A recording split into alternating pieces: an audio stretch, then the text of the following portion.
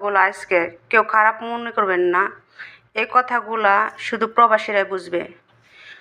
যুবক, তোমাকে একটা বাস্তবতা বলি, তোমার বাবার বয়স 35, 20 বছর বয়সে বিদেশ গিয়েছিল, তোমাদের ঘর ছিল না, 5 বছর জীবনের ব্যয় করে দিয়েছে, বাবা মা, আত্মীয় স্বজন, বন্ধু বান্ধব, ক্রিকেট, ফুটবল, ক্র্যাম, কত দাওয়াত, কত আপনজন মারা গেছে, সব ব্যয় করে 25 বছর বয়সে দেশে এসে বিয়ে করেছে তোমার মাকে।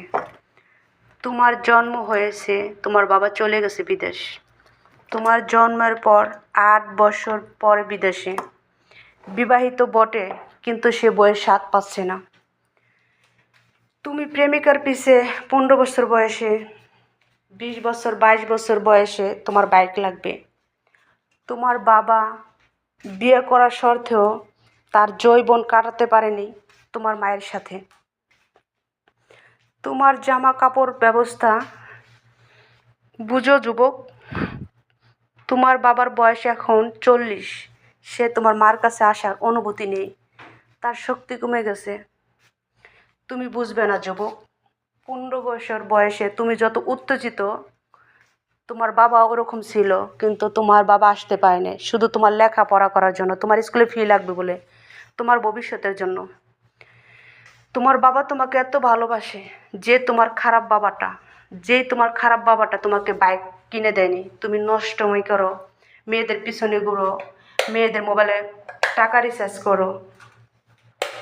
তো এই লোকটা যদি 60 বছর প্রবাসের জীবনে কাটিয়ে দেয়, এরকম 20টা বছর হাড় ভাঙা পরিশ্রম করে প্রবাসে পড়ে রয়েছে, তোমার মায়ের দেখা পায় নাই, এমন মূল্যবান যৌবন 20টা বছর 50 বছরের বয়সে দেশে আসছে।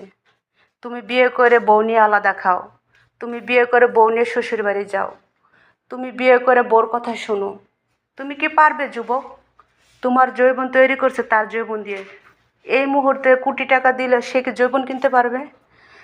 তোমাকে তোমার বাবা এত ভালোবাসে, আর তুমি তোমার বউর কথা শোনো, বয়স হয়ে গেলে বাবাকে বৃদ্ধাশ্রমে পাঠাও, বাবা মাকে দেখতে পাও না। যুবক, তুমি বুঝতে শিখো একটা বাবা কতটা পরিশ্রম করে তার শরীরের চামড়া ক্রয় করে মাথার ঘাম পায়ে ফেলে তোমাদেরকে প্রতিষ্ঠান করছে। এই কথাগুলো তারাই বুঝতে পারবে যে প্রবাসী ভাইরা। সরি, আমার কথায় যদি কোনো ভুল হয়ে থাকে মাপ চাই, কিন্তু আমার এক বুক কষ্ট নেই, কারণ আমি একজন প্রবাসী, কথাগুলো বলতে বাধ্য। যুবক, তুমি বুঝতে শিখো। সবাই ভালো থাকবেন, সুস্থ থাকবেন, ভুল হলে সবার কাছে সরি। আল্লাহ হাফেজ।